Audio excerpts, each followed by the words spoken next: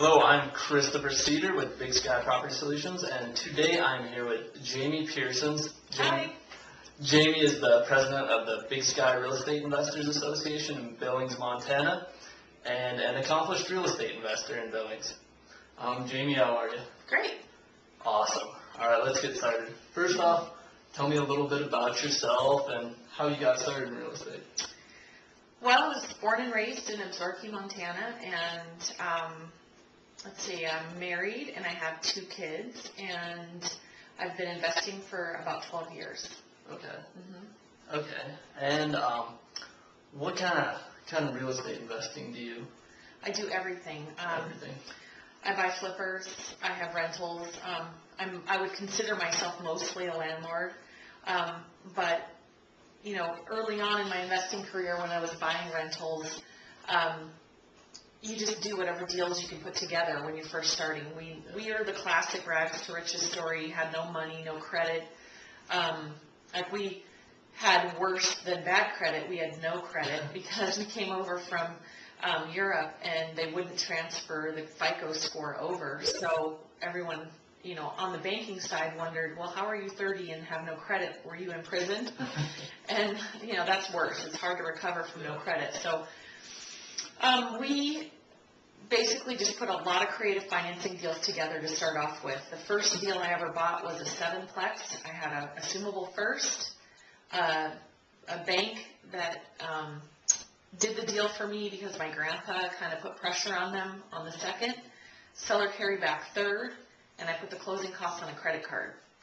Got the deal with no money out of pocket, and the whole deal was other people's money. I still own that building, and that was the first one I did, so I'm really close to having that building paid off. In the meantime, you know, you come across deals and you find this particular deal isn't going to make a great rental. One example that I can think of is a house in a historic district that the people had painstakingly cared for and restored, and they actually had light fixtures remanufactured to the period of the house. Well, I'm not going to stick a tenant in that house. Not with mission oak fireplaces and things like that. You could, but I like workhorse rentals, so I like the rentals that are, you know, $750, $800 and less. I call them recession resistant. So, you know, and I've evolved into who I am as an investor over the years. You know, you go in thinking, you know, oh, I want to do flippers or I want to do this, but in the end, you know, I do what works best for me. So. Awesome. That's it. And what are some of the biggest tips that you would give to beginning investors? I really think the most important thing a real estate investor needs to know is that this business isn't about real estate. It's about people.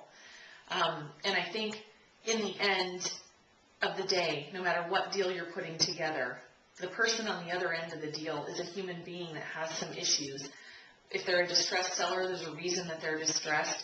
And typically, I like to pay wholesale for homes. So I'm always going to be dealing with someone who's willing to sell their house for less than top dollar. That generally means that they need either a quick sale, they need cash, or they're distressed in some form or fashion. Well, if I'm dealing with somebody who's in a distressed situation, their situation is what's utmost important in their mind. It really is that they want to get rid of that house because it's become a liability for them. But if I'm going to be good at what I do, I'm going to listen to them. I'm going to solve their problem. I'm not going to steal their house. And I really look at this business, and I've been successful because I think the people on the other end of the deal know that I'm not going to steal their house. I'm going to make it a win-win.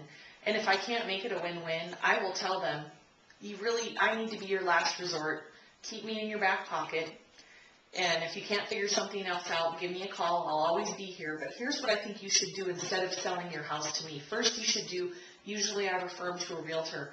You know, if they really have a lot of equity in their house and they have time and they just don't want the, you know, the hassle, I'm going to tell them up front, you're going to make a lot more money if you do the following 3 things.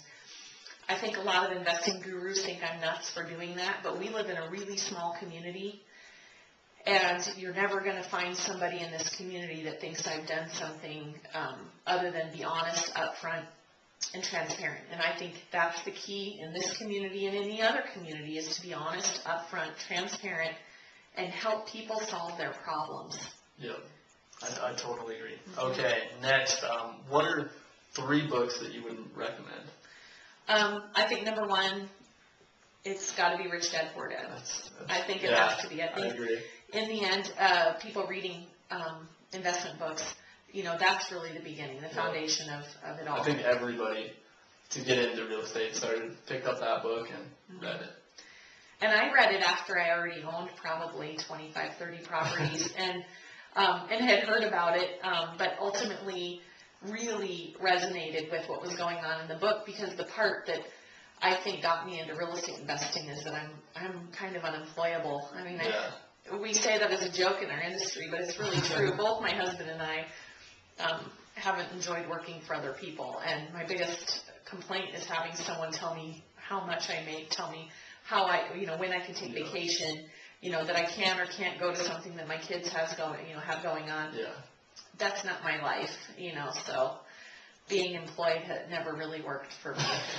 So in the end, real estate investing has been a really good fit for me. So that book's first. The second book, which is also a movie and also a CD, is called The Secret.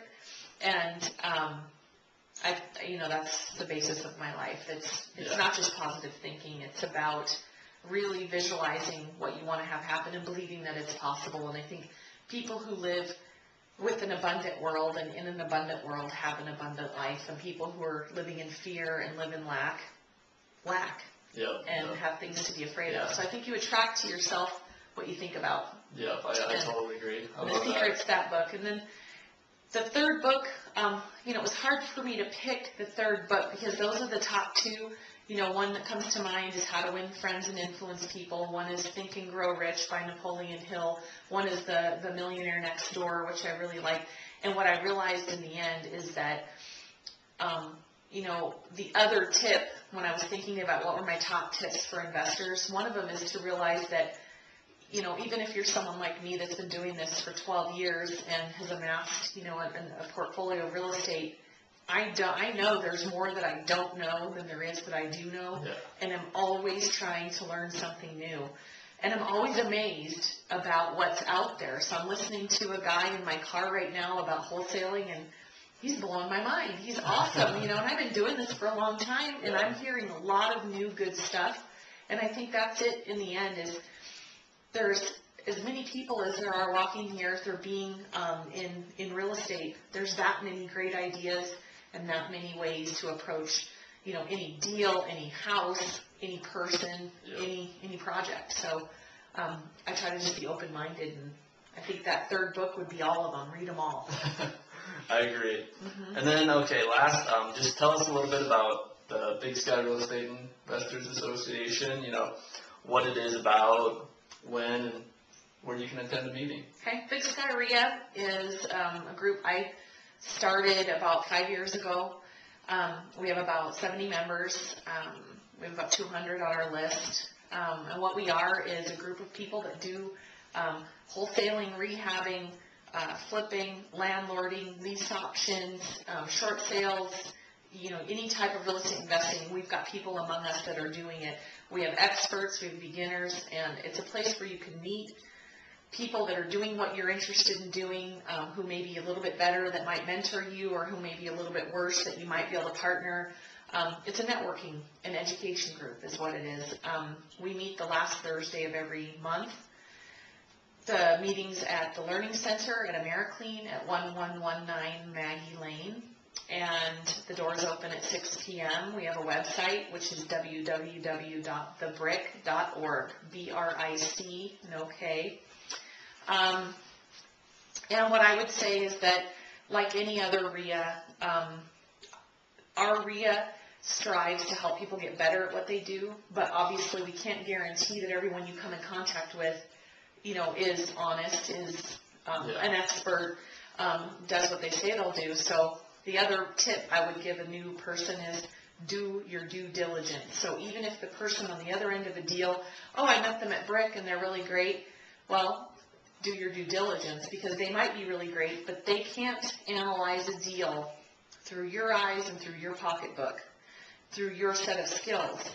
So you need to take every deal and every opportunity, run it through your filter, decide if it's going to work for you, and then go forward.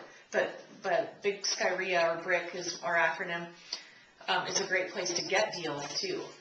So, or get your deals sold out. It's a good buyer's list too. Awesome. All right. Well, that is all I had. Thank you very much, Jamie.